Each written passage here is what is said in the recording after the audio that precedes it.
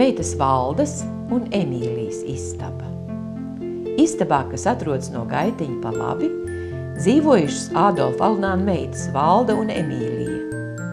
Memoriālajā dzīvoklī eksponētās mēbeles un citi priekšmeti lielākā daļa iegūti no meitas Emīlijas.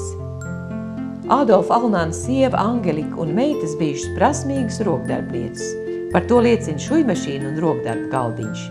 Uz krēsla atzveltnes nolikts mātes tamborētais smalkvīnas plecu lakats, dāvināts meitai Valeskai.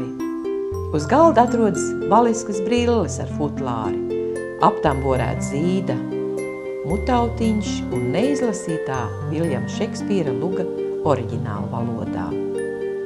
Uz naktskapīša jaunajām dāmām piederoši pūdernītes ar franču pūderi, nagu vīlīti, ķemmes un citi sadzīves sīkumi.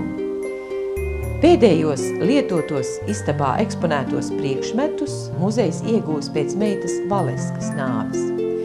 Viņas istabā, tā atrodas aiz viesistabas, pašlaik atrodas muzeja krājums, tādēļ Valeskas personīgās mantas apskatāmas māsu istabā.